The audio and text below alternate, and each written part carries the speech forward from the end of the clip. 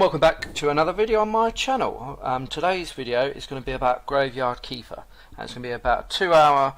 I've been playing the game for about 2 hours. It's basically just going to be an impressions video.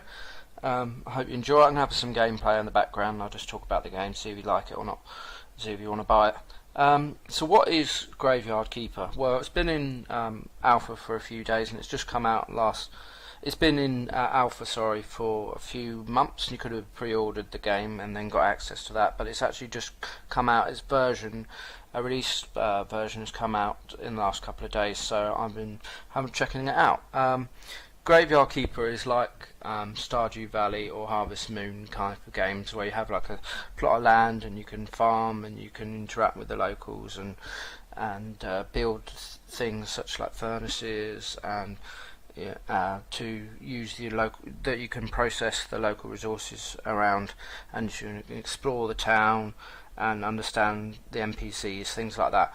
But Harvest Moon and things like that, they're really uplifting kind of games. They're kind of like bright and airy and everyone's happy, whereas in this game this has kind of got a morbid twist on it. You're actually a graveyard keeper, so basically every day or so a little donkey comes. He's actually a talking donkey. He's quite funny. He gives you dead bodies, and you basically take it to the morgue, and you can then process the dead body. You can take body parts out of it, take skulls, take stones, stuff like that, bones, sorry, and then you have to take it to the local church graveyard, and then you like dig up a grave for it and put it in there, and you again get a deed which you can exchange for money at a local tavern. It's a kind of a weird relationship there, but that's basically the gist of it. But you'll be getting like moral choices, because one of the things you can collect dead parts, and you can then process those into meats, and then you can sell it at the local tavern. So it's kind of like a very weird morbid twist on it, but it's quite hilarious what you can get up to in this game. So it's like Stardew Valley, but a bit more morbid.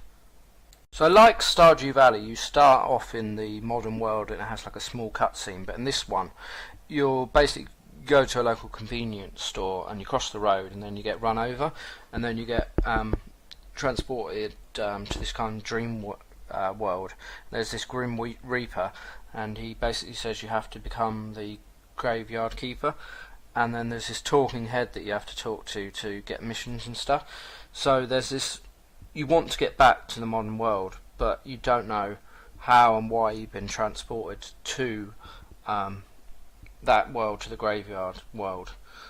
So it's quite an interesting premise.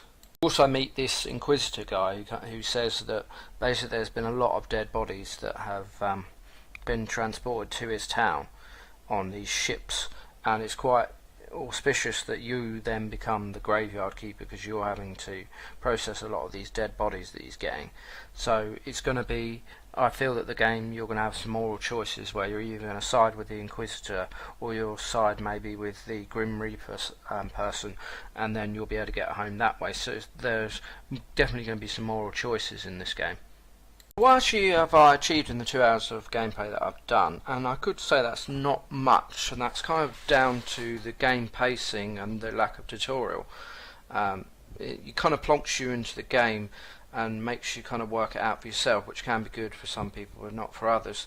Basically, I've explored the town, I've talked to some NPCs. I've worked out that basically the week is kind of split into a certain number of days, and each day you can talk to a different number of people, like different people. Like on one day, there's a merchant that comes to town, so you can talk to him on that particular day, and on another day, then there's a astrologist. You can talk to him, and you can get quests from him. Basically, there's an NPC tab, and it shows you your missions. You do missions for certain people. They want certain resources, or they want you to do things. So that's kind of how the days are split up. There's a sundial with different symbols, and each symbol is like a different type of day. Like on one particular day it's like a faith day, and the bishop comes to town, and you can if you're the cleric, you can actually perform a ceremony at the church, like with like a congregation. If you can increase your church and give it like pews and make it better, then more people will turn up, and you can actually do ceremonies and things. And then you can get faith. Faith is like a currency that you can use, and then they can give donations to the church, which you can use to buy things. So it's kind of like a sundial that kind of revolves around the days when you can do different things on certain days. But the days are really short, and that's really annoying, to be honest. You don't really get to do much in the days. You can only like walk around town or plant a few crops and things, and then it's the end of the day. And that's I always found in Stardew Valley, I always wanted to achieve things and never felt like I had enough time to achieve things in the day. But this is like the days in Graveyard Keeper, or even Shore, like 1/4 of the day length. So if you get stressed out, you can't get stressed out of not achieving too much in a day. And that's why, in a way, certain days you can only see certain people. It doesn't really matter, because the days go so quick that there'll be another week and you'll be able to see that person. I also did a bit of farming. Talk to the merchant. You basically have this garden, and then you can buy it off him, and he kind of loans it to you, but you have to do missions for him. So I'm basically like putting some crops in, like beets and carrots and things, and then once I've planted those, you don't actually have to water them, which is great. They just get bigger as the days go on, and then you can harvest them. So and then hopefully I'll be able to buy that piece of land off him. One thing I really like about the game is that the game is very complex. If you take a certain resource, like the certain building, like the stone cutter, and then to get a stone cutter you need 4 flinch and 4 nails. To get 4 nails, you have to process iron ingots on the wooden anvil. To get a wooden anvil, you need 2 wooden billets and 4 simple iron parts. To get the billets, you have to saw the wood on a saw or a saw hose. To get the simple iron parts, you have to process that on a wooden anvil with the iron ingots. So even a really small, even though a simple building such as that requires a lot of things to do before you can actually process and build that particular building. It's not like Stardew Valley, where the buildings are quite easy to construct and you kind of know what you're doing. You kind of like almost need a wiki to understand what you're doing. Also, to unlock certain areas, like another room in the morgue, or get to another area of the map, you have to have produced certain resources, usually 3, and they're quite complex sometimes. You have to work towards unlocking areas. It's not like Stardew Valley, where you can just go on the beach if you get 200 wood. This is a real big time sink. And it's going to be quite hard to get all the buildings, and it's going to take a while. You're going to feel like you're not really achieving much in the game, but it's kind of one of those games where you just have to be quite patient. So what are the good and the bad points for this game? The good points, I really like the kind of grave digger, morbid aspect to the game. It's got like the talking head, and there's like spirits that you can talk to as well, and they have it's going to definitely be like moral choices. You can either be bad and possibly help the Grim Reaper style guy, or you could help the Inquisitor. It's definitely like Stardew Valley, but it kind of has morbid twists, which I quite like. I also kind of like that the resources are more advanced. It's going to take a while to achieve anything in this game, and I kind of like stepping stone effect. You have to build this to build one building you have to have created these two resources. To create these two resources you would have had to have got this building and processed or the resource like the iron ingot on that particular building, so it's going to take a while. You're definitely going to get your money's worth, definitely.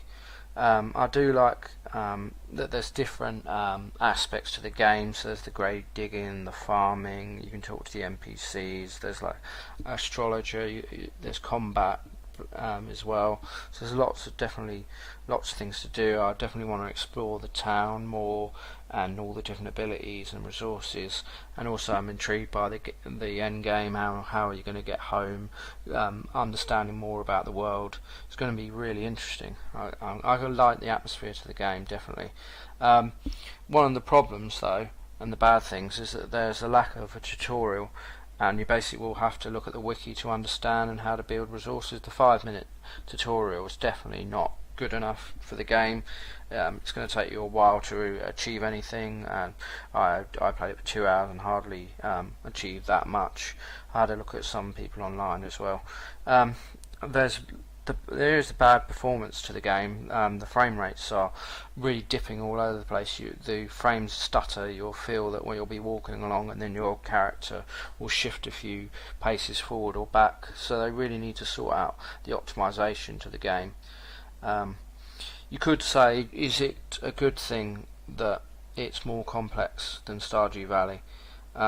You're just basically doing the same thing, creating buildings to create more stuff, and then get more resources to build more resources to get more complex buildings. But is it a good grind? Is it too much? We'll have to see in the future if it's just that interesting. I think that the days are also too short, and it's annoying that you can only talk to certain characters on certain days. I definitely had a mod on Stardew Valley that you could see where all the different people were at certain times, because it can get annoying. So I'm not really too sure I like the system of the short days and only being able to talk to people on certain days. Also, the songs are pretty repetitive. Like the music on the background, like in Stardew Valley, I really like the music with the different seasons. We had like spring and summer, and with different songs. In this one, there's only like a couple, and they just get really repetitive, and it gets really on your nerves after a while, definitely. But overall, I would say that I'm definitely intrigued to play more of the game. I like the atmosphere in the world. I want to achieve things as a graveyard digger and just like chop up more of the bodies morbidly, and see what you can get, skulls and things, and use those for different things. It's a bit weird that you can like do that, but it's a interesting game. I know it's going to take a long time to achieve everything, so you're definitely going to get your money's worth in this game if you like that sort of game, like Stardew Valley. But I probably would wait for a sale. At the moment it's £15 on Steam. I think it would be better if it was closer to 10. But you're going to get your money's worth. It depends if you enjoy that kind of grindy game. It doesn't have multiplayer like Stardew, so you're not going to be able to like goof off with your mates, but I think there's enough there to keep you interested, and I'm definitely intrigued to play more, want to understand the world and see what the end game is. So I would recommend it if you have a few hours before then big AAA titles come out in the next few months. It's definitely a time sink, and I'm quite enjoying it. So thanks very much for listening, and I'll see you later in another video.